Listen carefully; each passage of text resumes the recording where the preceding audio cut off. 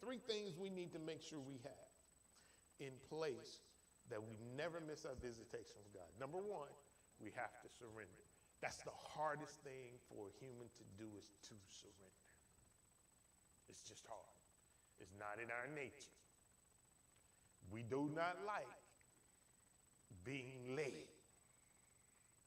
We do not like being told what to do. And we definitely don't like to be told how to do it. We got our ways. I'm set, I'm comfortable. I learned this when I turned 50. I said it, I started saying it when I was 35. I said, well, when you turn 50, you have earned the right to say what you want to say. Turned 50, that didn't work out for me that way. It didn't work out for me that way. I still couldn't say what I wanted to say. Not that I was wanting to say anything bad or anything mean. It's just, I understood that time was valuable, and I didn't like my time being wasted. But I still had to be quiet. So surrendering is a challenge for the human nature in and of itself because of who we are. And I think that, I think this, everybody say this is passion. I think it comes from the fact of trusting. Because when you surrender, you're really saying, what you're really telling that person, I trust you with my very life. And if I trust you with my very life, I'm trusting you're not going to lead me wrong or lead me in a position that is going to cause me pain, trouble, discomfort, and no peace. So that's just my belief. But I still have to surrender.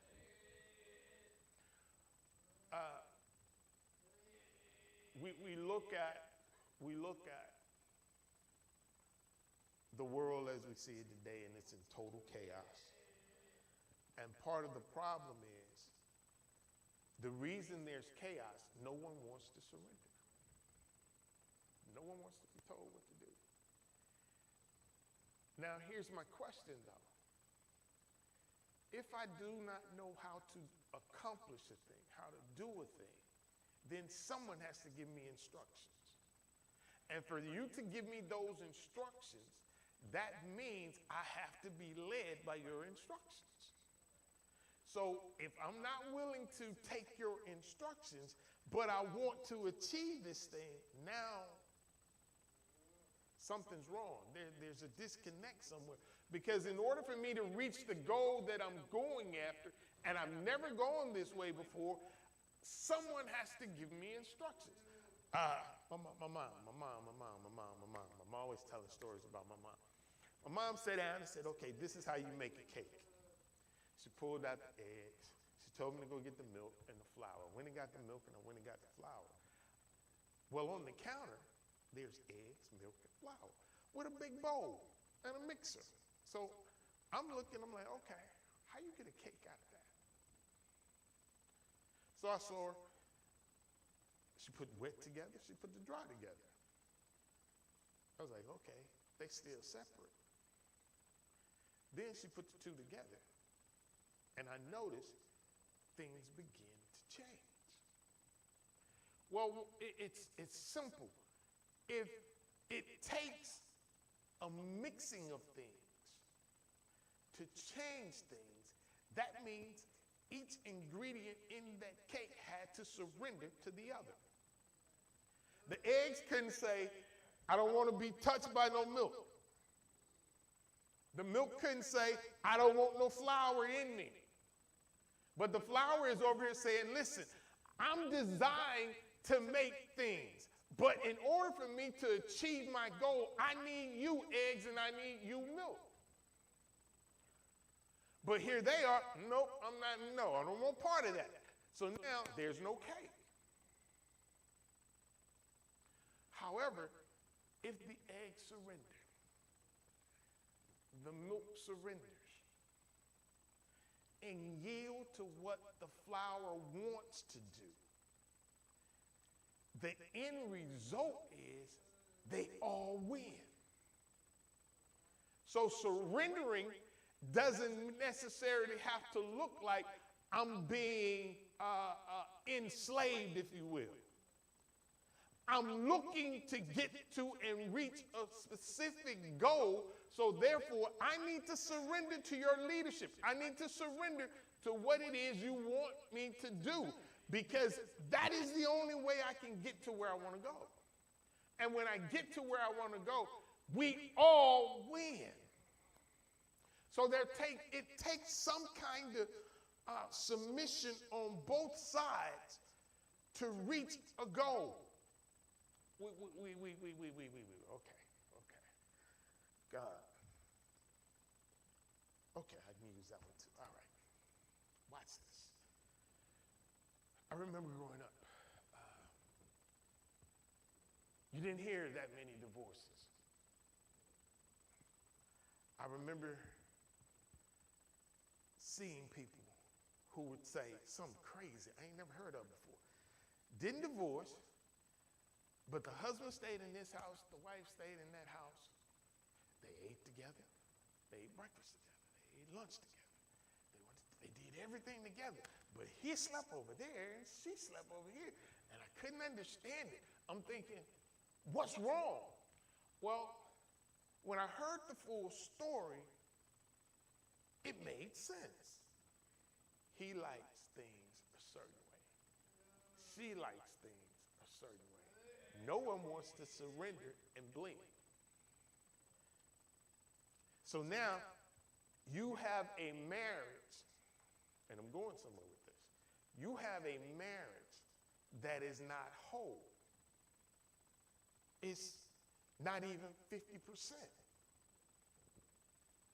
Because in order for a marriage to become whole, 100%, there has to be give and take. And if we're not willing to give and take, then why am I here? What am I doing? Watch this. Said all of that to say this. When we surrender to God's encounter, when we surrender to the encounter with God, we understand and we look at the fact that God has said, listen, I need to talk with you. Number one, he needs to talk. I can't say, I ain't got time. I can't say, what you want to talk to me for? I can't say, who are you? I can't say any of that. Because the goal is, I want to hear what God has to say. If I don't want to hear anything anybody else got to say, I want to hear what God's got to say. Now, I'm going to say something crazy. Ain't next to that. All right. Even if I don't trust him, I still want to hear what he got to say. And if, watch this, I might not give him my full attention, but I'm still trying to ease in and hear what he wants to say. Because there's something in us that when God comes, it wants to hear what God has to say. So we're bouncing around trying to do our own thing, but yet we're still trying to eavesdrop in. So why not just go and surrender? Because watch this. When we're doing all the bouncing back and forth, what happens when you misunderstand instructions? What happens when you don't get the full direction? You get misplaced. You cause problems, not just for you, but for other people. You make a mess, and first thing you say, how did I get in this mess? Because you did not give God your undivided attention to get the full instructions. You refused to surrender to the encounter. Number one, because the encounter was strange. This is strange. I don't know. Nobody asked you that. God wants your attention. He wants your attention because there's something coming your way and you need to be ready for it, because if you're not ready for it, you're either going to miss it or it is going to damage you. Grammy. Strange things happen in Grammy, y'all. Strange things. There was this guy in Grammy named Elijah. Elijah wore short shorts, no shirt, no shoes, no socks, just shorts. It could be ice cold outside. Elijah has on shorts. Had a conversation. Well, a friend of mine was with me, and he talked to Elijah one day, and I'm just standing there and I'm listening. I'm like, I thought this man was a bomb. This man is highly educated. He knows his word. What happened? So I went in the barbershop one Saturday to get my hair cut, and they were talking about Elijah. I say, excuse me, I know y'all don't know me and I don't know y'all, but can y'all tell me what happened to him? Because I heard him talk. He's not dumb. He's not strung out. He's not a bum. The man is highly educated and he knows more word than I know. What happened? The man that owns the shop puts his clippers down. He tells the guy in the chair, hang on, let me explain something to this young man. Elijah was called to preach God's word. Elijah told God he wasn't going to do that. And that's the result of what you see. I was like, no, that's not making no sense. God ain't that kind of guy. He said, God didn't do it to him. He did it to himself. Because every time God came, he ran the other way. And he would always run into something he did not need. So in the running, we tend to miss the opportunities that God has landed for us, and the only opportunity left is the door the devil has open for you. All because I didn't want to listen. I didn't want to surrender to the strange encounter that was happening. So number one, we have to surrender. Now, let's explain surrender a little bit more. Surrender does not mean to become, okay, I can't be politically correct, I'm sorry. It does not mean to be a walking mat. That's not surrender. It does not mean to be a punching bag. That's not surrender. Surrender means I am willing, God, with everything in me, to listen. I'm willing to sit and talk with you that we can come to some understanding. If I'm not understanding what you're telling me, but you're understanding what I'm saying, there's somewhere in the middle we have to come together. God says it this way, come let us sit and reason together. Now that's God. So if God said, I want to sit and I want to reason with you, God already knows we're not going to understand everything he says, but he still wants us to listen. So it does not mean I have to come and just turn it all over and not use what he's given me already. Not use my own five senses, as you will. Don't send me no letters. Don't write me no email. Don't send me no text message. I know what I just said. Here's the thing. how can you indulge in a good conversation without first having your own understanding? Okay, you have to have some type of understanding of what another person is saying. You may not get it right off, but you have to have some understanding of what that person is saying. Or, like my wife. My wife asks me 150 million questions, and I keep giving the same answer. And she say, I just want to make sure I heard you correctly. Because there has to be some understanding before the revelation of what God really wants to say can come. All right? So surrendering is not becoming the doormat for people to just walk over you. Surrendering means I'm bringing what I got to this table to meet you at the table with what you got that we can accomplish the goal in front of us. Now, if you don't want to bring what you got to the table, I got nothing to do with that. I'm at the table. So when you're ready, I'm at the table. But I'm not going to sit at this table and let you misuse and abuse me. That's not surrendering. Surrendering says, I will meet you at the table to figure out how to reach the goal. But you're not going to bash me. You're not going to discredit me. You're not going to downplay me or talk down to me.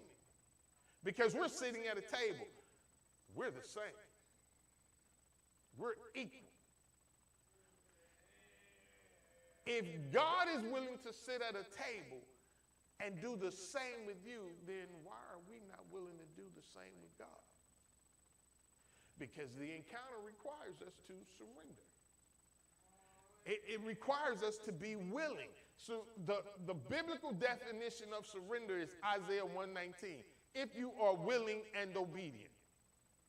That's the biblical definition. So number one, if I'm going to position myself to receive the encounter, to be a part of the instructions, to hear what God has to say, number one, I have to surrender. Because if there's no surrendering, I can't hear. If there's no surrendering, I'll miss my visitation. If there's no surrendering, I won't even know when the encounter comes. Number two. Once the encounter has come and I have surrendered, I must accept the instructions. I must accept the instructions. Watch this.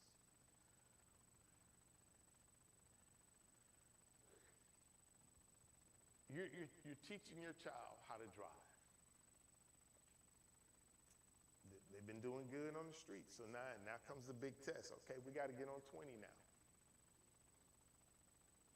They get on 20, but they don't want to hear your instructions. I call that danger.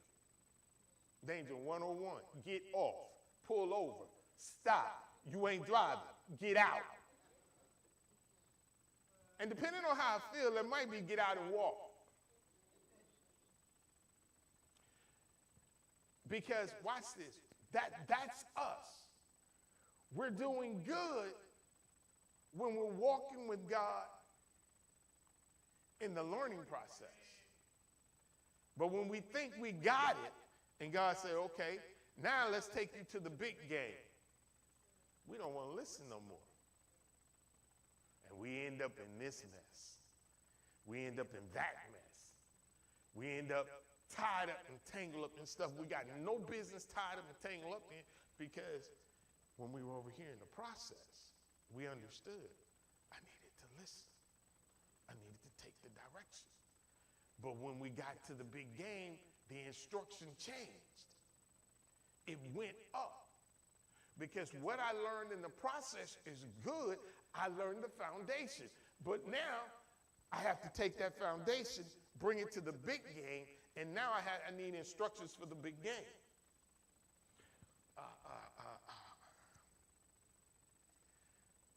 You don't play football during regular season the same way you play in the Super Bowl. Super Bowl game, everything changes. Over here, you can get away with just sticking to the foundation. But when the big game comes, you have to be able to make the adjustments. You have to be able to know the instructions of the big game because there's a lot more on the line. Well, the instructions with God are the same.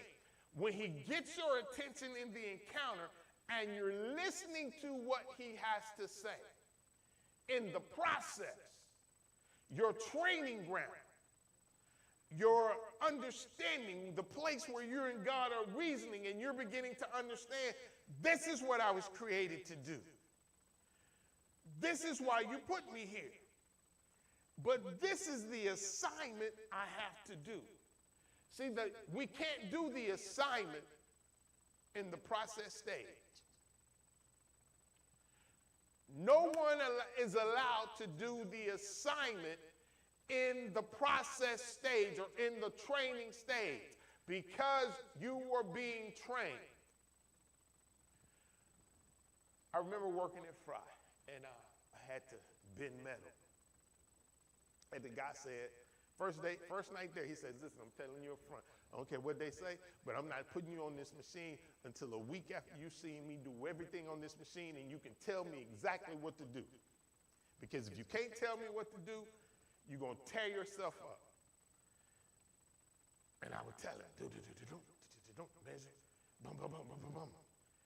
End of the week came, he said, where should your hands be? I'm like, what you mean, where should my hands be?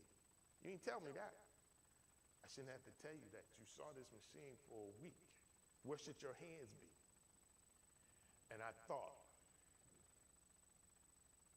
my hands should not get close to where those two iron pieces come together because I will lose every finger and hand I have. He said, yeah, but your answer was too slow. You ain't ready. So go back to training. You cannot be trained in the assignment because the assignment means there are times that you have to be cut loose to get the job done that the person who was training you can do their job. It makes no sense for me to be over here trying to train you and then I'm steady falling behind. I can't train you for the rest of your life. Because if I'm training you for the rest of your life, I'm lagging in what I'm supposed to be doing. And if I'm lagging in what I'm supposed to be doing, somebody is not being reached. So I can't just stay in the training ground. Now, let's just be honest. Most Christians love being in the training ground. Because in the training ground, watch this, I'm not responsible for the mistake. So why not just stay in the training ground? The instructions are simple. The instructions are direct. The directions are clear. So why not just camp out in the training ground? But when you step over here, okay, now I'm in my assignment. Now God said, go down the street and turn right. Okay, that's simple. Let's go down the street, turn right. That's all you get.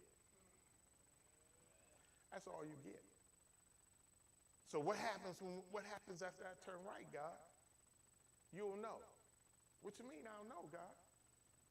Did you not just go through training? You did. I did. So I'm turning right. You'll know. See, watch this. There's something that happens in the training process that's directly connected to your assignment. That when you get in your assignment, you learn how to watch everything in the training ground and pay attention to those things that make you react and respond. So when you get over here in the assignment, now you know, okay, I don't react, but I always respond. Because the reaction is the place fear comes in. But my responding is a place where I am in total control. I'm calm. I know how to handle the situation. Not only do I know how to handle the situation, I can recognize what the situation really is. Because let's just be honest. Most of the time, when we see a problem, we never see the real cause or the real issue. What we see is the leaves on the tree. And the leaves on the tree are dry, they're crumbling, they're turning brown. It's not fall. Jesus did this. Jesus was a strange man. Jesus walks up on a fig tree. Fig tree was blossoming, everything. Then Jesus said, die at the root. Because you look like you were supposed to have fruit, and you ain't have no fruit, so die at the root. Then he turns around and says, it wasn't even the season for figs. So what was the issue? The issue wasn't that the tree wasn't supposed to look like it was producing. The issue was it wasn't fig season. So the tree did what it was supposed to do. The lesson was when we're in our assignment and we're not recognizing what is really going on and we're dealing with the branches and the leaves, we're creating a larger problem. Because now, when fig season comes, the fig tree can't produce anything. All because over here, we had those instructions. We had those directions that were plain, that were simple. I loved it. Every now and then, I'll tell God, my life would be a whole lot easier if you just did that and not make me do that. Or my life would be perfect if you just made the decision for me. Because if you make the decision, guess what? I don't hold the responsibility. But over here, now I have to be the one to make the decision. I have to be the one held responsible. About the third year of my marriage, God woke me up about 2 o'clock in the morning. I did my thing. I went in the living room, sat in the chair, and said, okay, God, I'm listening. He said, I just want to tell you one thing. Good, bad, ugly, and different. Anything goes wrong in this family, it's your fault. I said, hold up, wait a minute. No, let's reason. Let's talk about this. What you mean it's my fault? I placed you in charge. So if she misses it and you follow her in the midst, your fault. Okay, here's the instructions. Here's the instructions, Adam. God tells Adam, you can eat from everything in the garden except for the tree in the middle. Now, where was Eve? Right there. She heard the same instructions. So, Eve's, she does her thing. She goes, picks the fruit, tastes the fruit, says, oh, this is sweet, this is nice. Here, bite.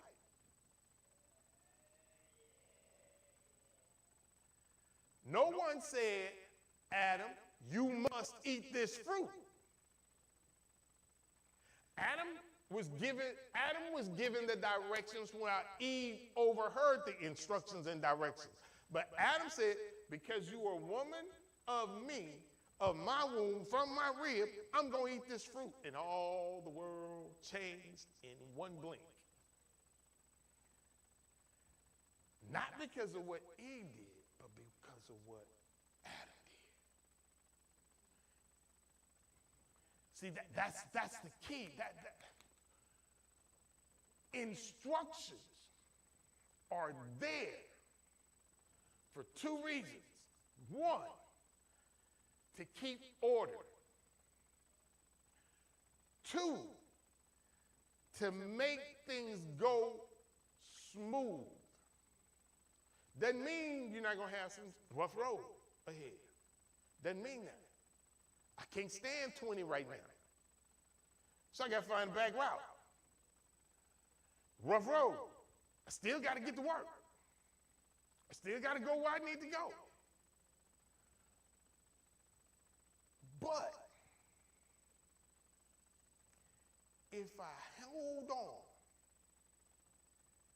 to that instruction and that direction, and I take everything that I gained in the training process, and I trust God enough to say, okay, God,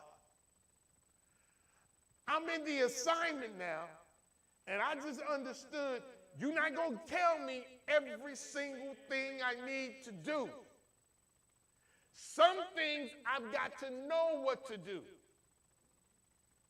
Some things I've got to know, okay, I'm not quite sure about this, so now I got to stand still. Problem. This is a problem, Keisha. Problem. Problem. I ain't standing still when I know I got somewhere to go. How can I stand still when I know the light bill's due in 2 days? And I ain't got no money to pay it in my worst English. Baby need a new pair of shoes and school start tomorrow. Or, God, if you don't do something in the next 3 hours, at 7 o'clock, they're going to be here to put me out my house. But you want me to stand still till I can hear from you. The hardest thing to do is when the pressure is at full throttle and God says, stand.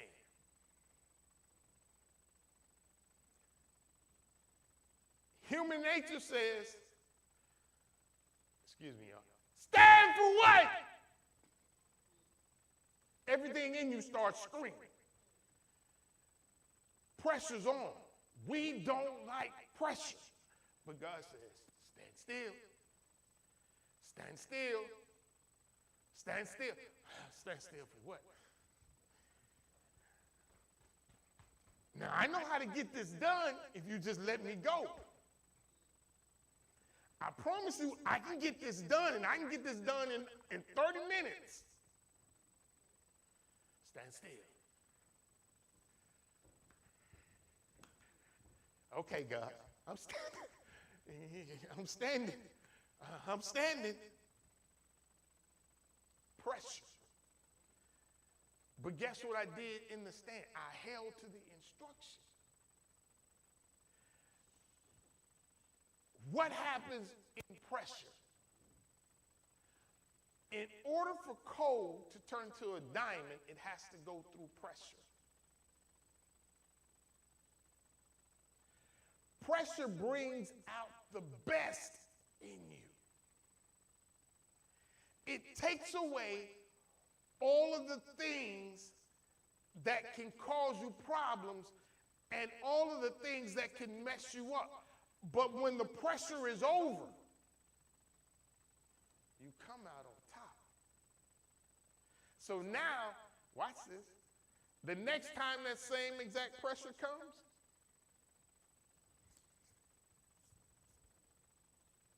who are you? What you doing here? I ain't falling for that. We've been down this road before. I know what to do.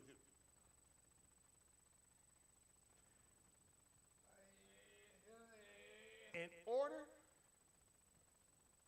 to position myself for the encounter, number one, I have to surrender. Number two, I have to hold to the instructions. The reason I'm holding to the instructions is because The holding to the instructions is where I learn how to handle pressure. Because if I don't ever learn how to handle pressure, I get over here in my assignment, the first time things get hard, I'm running to the other side. I go back instead of going forward. And most times, when you take 6 steps forward, you double your steps when you go back. So now you're way back there, now you got all of this ground you have to make up, and guess what? Just because you went back doesn't mean God didn't keep moving forward. So now you got ground to make up and catch up with God. Or because you wouldn't stay in the instructions that you can learn how to handle the pressure. Why do I need to handle the pressure? Last one. Why do I need to know how to handle the pressure? Because I have to be willing. Y'all don't have this slide, don't worry about it. I have to be willing to stand alone. I have to be willing to stand alone. Can God tell Donald to do the same thing he'll tell me to do? Yes, he can, but guess what? I'm not going to do it the way Donald does it. Donald's not going to do it the way I do it. He told me because he wants me to do it the way he has trained me to do the job. Not that Donald can't do the job, not that Donald won't do an excellent job, but there's something I can do that he can't do. There's something he can do that I can't do. So when God says, okay, listen, I want you to get yourself together because I want to use you to be an example for everybody to see. God, where did that come from? Now, human nature would say, what do you mean you want to use me as an example for everybody to see? Now, because I'm a strange person and I think strangely, first thing I'm thinking of is, what you finna do to me? Because you want to use me as an example, but you ain't telling me what I'm an example of. Well, I'll tell you. Here's what I want to do, son. I want to set you on the hill. Make you a light for everyone to see. You ain't told me nothing. What do you mean? I want to use you as a display for my love, my grace, my favor, my mercy, my blessing. All of that's beautiful and wonderful. In the back of my mind, I'm thinking, so what I got to go through to get to that place? Because the truth of the matter is, when God calls you to do something magnificent, something awesome, something great, it's going to be rough for you. Okay. Here's the example. John the Baptist. Everybody said John the Baptist was a crazy man. He out in the woods somewhere, eating locusts and honey. Looked like something out of the dumpster. And he always preaching, repent, repent, repent. Something wrong with John. You know, Shirley Caesar's song says it best. They go to Deacon John, says, Deacon John, you know, you can't come to church no more with all that noise you make over there. Deacon John said, what you mean? You make just too much noise. You know, we ain't that kind of church. We ain't a quiet church. So you mean to tell me that I can't shout because of what God did for me? I can't praise God because he brought me out when I didn't know a way out? You mean to tell me I can't thank God out loudly because he saved me when I know I was on my way to hell?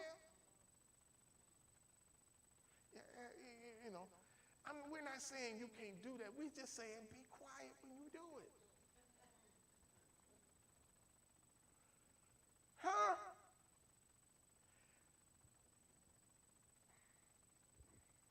So now, John's got to stand alone. He said, that's all right, don't worry about it. God's giving me all this land. I can make all the noise I want out here. I can scream till the cows come home. That's all right. I can have church right here, the way I want to have church. See, watch this. I have to be willing to stand alone because there at times, no matter how much I try to explain, people are not going to understand. And if you're anything like me, you built up this horrible reputation of yourself. It's hard for people to believe you're a preacher. The thing, I promise y'all, this thing, it almost hurt me. I went and I told my mom, I said, Mom, I had this strange experience with God. I remember hearing you pray all the time, God, I give him to you, I give him to you, I give him to you. I wish you wouldn't have prayed that prayer. Because the other night, I literally heard God. And he told me what he wanted me to do. And he told me it wasn't going to always be easy because of how he wanted me to do it. My mama said, boy, God ain't called you to preach. Not after all the hell you done caused. But Mom, I don't get a second chance. Boy, you burned them second chances long time ago. Ain't no way. It took my mom 5 years to really believe I was preaching. It took my brother another 5, making his 10. I got one niece says, he's still pulling some kind of scam. I've been doing this for 30-some years, and she still believes pulling some kind of scam. I know him. People won't change their perception of you even when you know you have changed.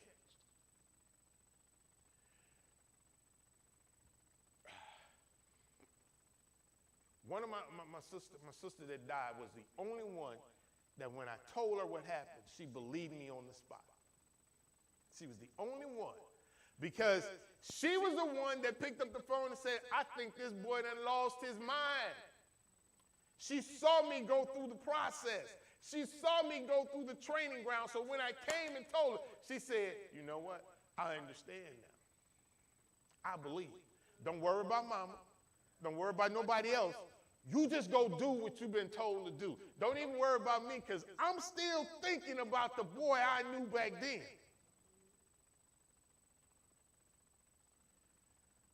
You have to be willing to stand alone and stand by yourself because watch this. There will be places God's going to tell you to go that your mate won't go.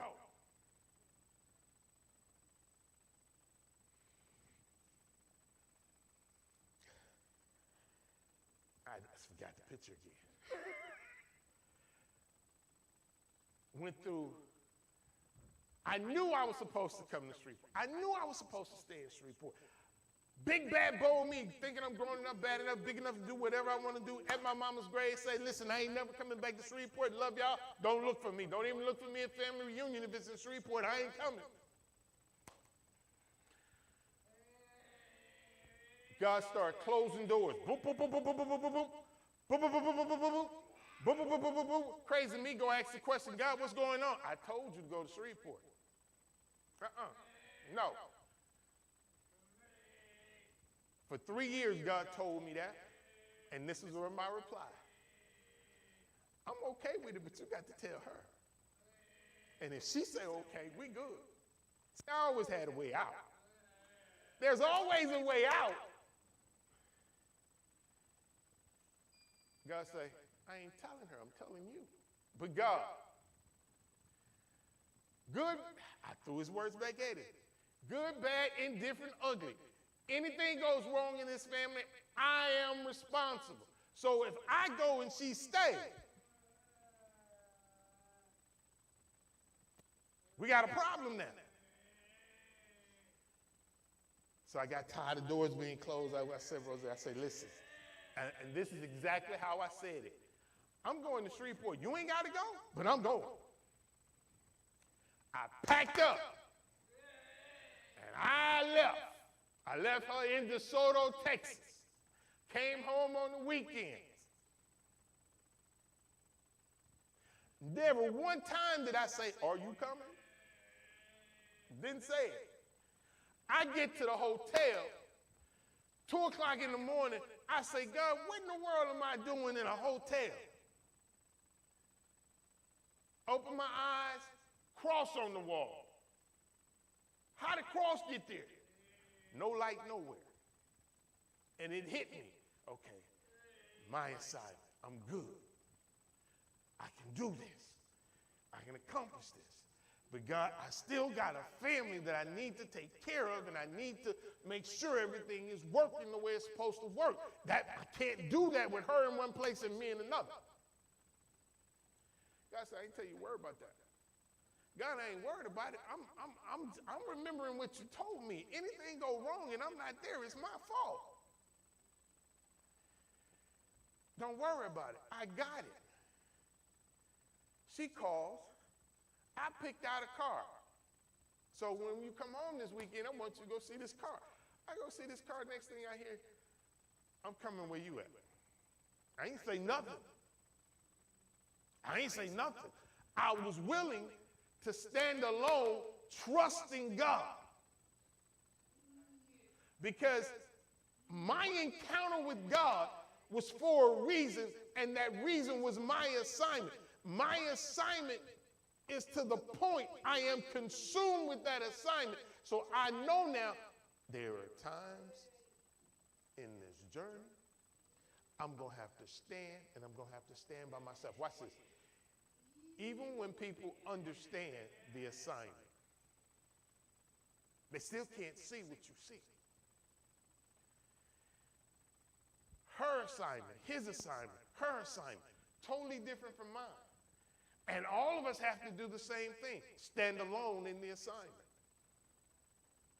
Because when you become consumed with the assignment, the encounters begin to happen, boom, boom, boom, boom. They're perpetual. They never stop. And every encounter is to give you a little bit more of the assignment, a little bit more instructions, a deeper place in the assignment. And it gets deeper, and it gets deeper. And as it gets deeper, it gets bigger, and it gets bigger, and it gets bigger. And then you look up one day, and the thing is 3 times bigger than you, and you asking God, how in the world am I supposed to do all of this?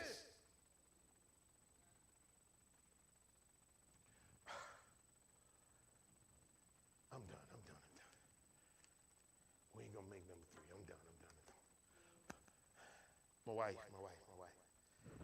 My wife says, she always praying. God, he crazy. And I'm paraphrasing the prayer. He crazy. I done told the boy to go to sleep. But because of what you called him to do, he will stay up all night to get it done. He will go by himself and get it done. Why?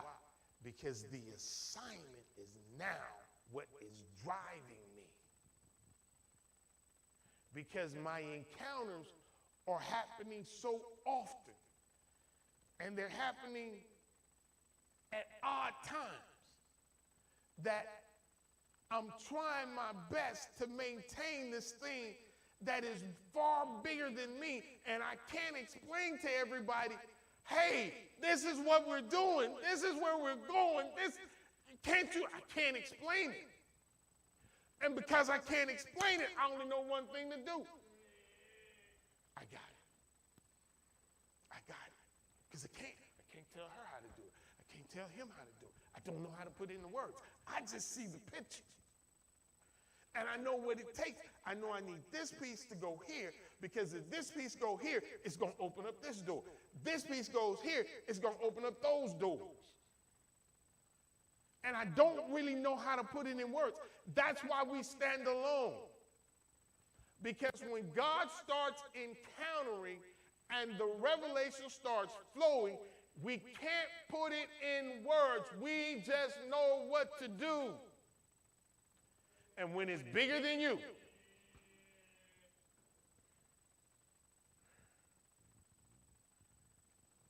hear me, hear me.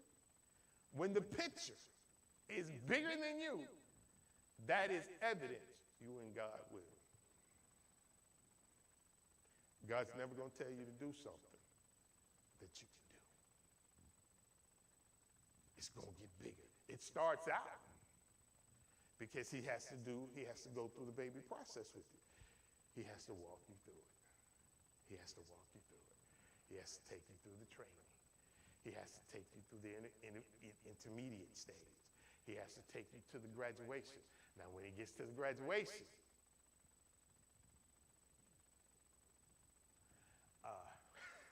nobody had a mom like mine, nobody. My mom had 6 kids. Graduation night, she told all 6 of us the same thing. You got 2 weeks. Figure out what you're going to do. Come to me, all right, because it's you. I'm going to give you 2 months. Then in 2 months, you better have something to do. You better be working somewhere. You better have something. You better have something. Watch this. At graduation time,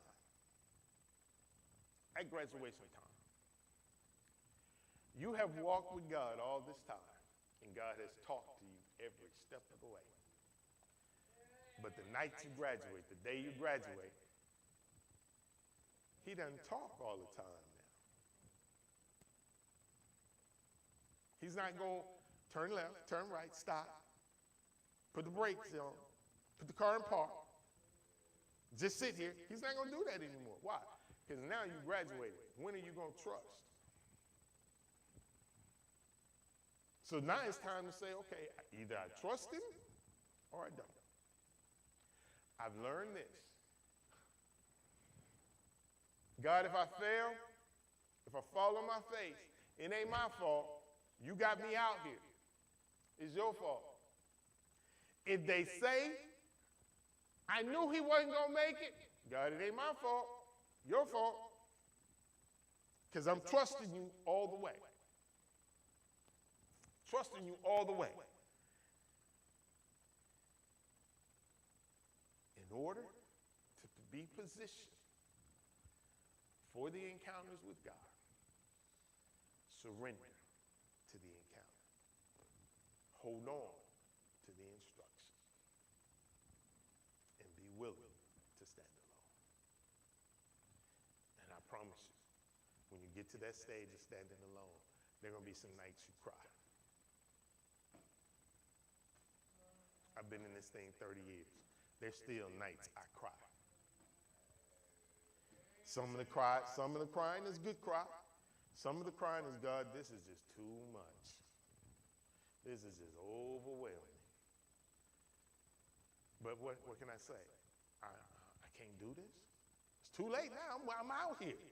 I'm out here in the middle of the Atlantic. I don't see land nowhere. What I'm going to do, say I can't? I quit? I can't walk on water. I can't even swim, and I'm not even trying to swim out of that. So I ain't got no other choice now. I'm out here. God, I trust you. If I fail, it ain't on me, it's on you. Do I want to quit? Yes. I do. I do want to quit. And I quit. All right. Offering time. Father, we thank you.